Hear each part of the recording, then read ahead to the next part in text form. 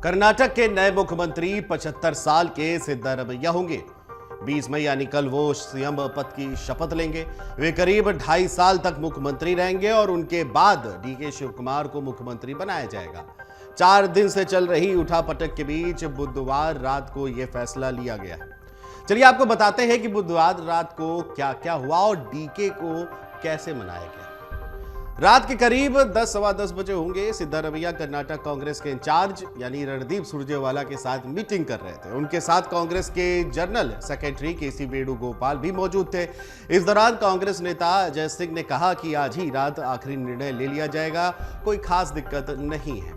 उधर रणदीप सुरजेवाला केसी वेणुगोपाल के घर पहुंचते हैं और फिर बातचीत का दौर शुरू हो जाता है।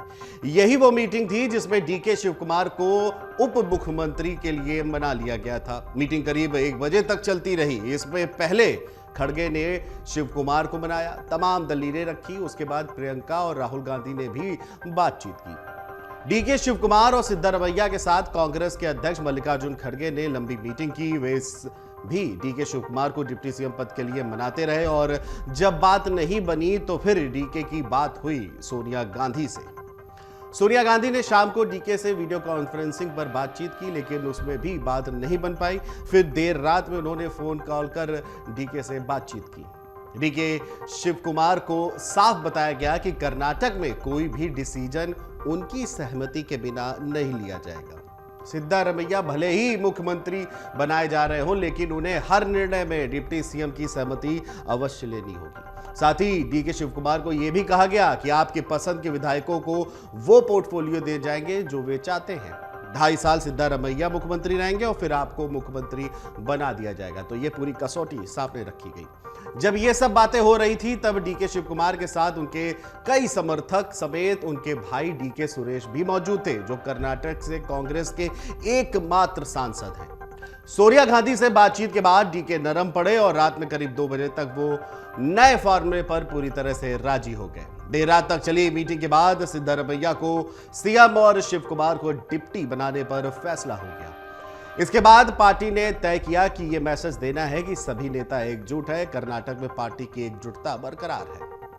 इसके बाद यह तय हुआ कि 18 मई को शाम 7 बजे कांग्रेस विधायकों की मीटिंग बुलाई जाएगी और वे सिद्धारमैया को विधायक दल का नेता चुना जाएगा। हालांकि मीडिया में यह खबर सुबह ही सामने आ गई कि कर्नाटक कांग्रेस अध्यक्ष डीके शिवकुमार आज शाम को विधायक दल की बैठक बुलाई है और सुबह तकरीबन 10:30 बजे के करीब डीके शिवकुमार ने खुद नए फॉर्मूले पर सहमति होने की बात कबूल ली। ये सारी बातें रात में ही तय हो गई थी कि पिछले 3 दिनों से जो उठापटक चल रही है उससे गलत मैसेज जा रहा है। सभी नेताओं को एकजुट होकर देश को यह मैसेज देना है कि कांग्रेस में कोई गुट नहीं है, पूरी पार्टी एक सूत्रधार में बंधी हुई है। इसी स्ट्रेटजी के तहत सिद्धारमैया और डीके शिवकुमार एक ही गाड़ी से साथ में निकले। बता दें कि 2013 से 18 के बीच सिद्धारमैया जब मुख्यमंत्री थे तब वो हाई कमान के कंट्रोल में नहीं थे। वो सारे डिसीजन अपने हिसाब से लिया करते थे, लेकिन इस बार ऐसा नहीं हो पाएगा। अब हर डिसीजन में उन्हें डिप्टी सीएम डीके शिवकुमार को शामिल करना ही होगा। डीके शिवकुमार से 3 फॉर्मूले पर बात हो रही थी, जिसमें से वो 50-50 वाले फॉर्मूले पर राजी हुए। पहले 2.5 साल सिद्धारमैया विराजमान होंगे कर्नाटक के मुखिया की कुर्सी पर, उसके बाद डीके शिवकुमार यानी डीके लोकसभा चुनाव के बाद 2025 में मुख्यमंत्री बनेंगे। लोकसभा चुनाव तक डीके शिवकुमार केपीपीसी अध्यक्ष भी बने रहेंगे। बता दें कि पार्टी हाईकमान के बुलाने पर डीके शिवकुमार मंगलवार को दिल्ली पहुंचे थे। वे पहले अपने सांसद भाई यानी डीके सुरेश के घर गए। डीके सुरेश शिवकुमार को मुख्यमंत्री बनाने की कवायद और वकालत पहले ही कर चुके हैं। बता दें कि मुख्यमंत्री पद की रेस में सिद्धारमैया और डीके शिवकुमार दोनों ही मजबूत दावेदार थे।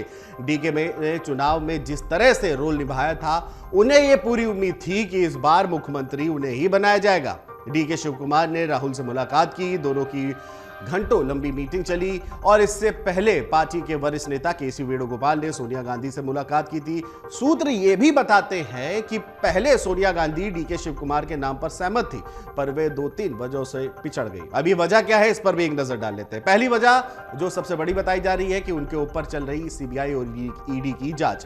कांग्रेस को डर था कि उन्हें सीएम बनाया तो बीजेपी हमलावर हो सकती है, कांग्रेस को इससे नुकसान होगा।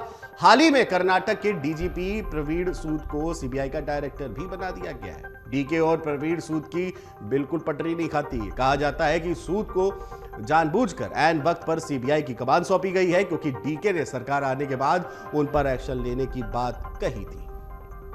दूसरी वजह यह रही कि वोकालिंगा कम्युनिटी से आते हैं डीके, और इस कम्युनिटी की कर्नाटक में तकरीबन 11% आबादी है। ओल्ड मैसूर में इसका असर है और डीके की ओल्ड मैसूर में अच्छी खासी पकड़ है। लेकिन पूरे कर्नाटक के नजरिए से देखा जाए तो सिद्धरमैया डीके पर पूरी तरह से भारी पड़ते दिखाई देते हैं। वे कुर्बा कम्युनिटी से आते हैं और उनकी दलितों, पिछड़ों और मुस्लिमों में भी पकड़ है। इसके अलावा उनकी एक सेकुलर छवि भी है। दूसरी ओर कांग्रेस सिद्धरमैया की साफ छवि का फायदा आगामी लोकसभा चुनाव 2024 में उठाना चाहती है। कर्नाटक में लोकसभा की 28 सीटें हैं और इनमें सिर्फ एक सीट पर कांग्रेस सांसद है, वो भी डीके शिव कुमार के छोटे भाई डीके सुरेश। इस बार कांग्रेस पार्टी ये चाहती है कि 28 में से कम 20 सीटें अपने पाले में की जाए, और इसके जरिए जरूरी है कि सिद्धरमैया की छवि और जमीनी पकड़ के साथ साथ डीके की संगठन क्षमता का फायदा उठा जाए। तो कहीं ना कहीं ये पूरा फॉर्मूला जो है 2024 के लिहाज से भी सेट किया गया है।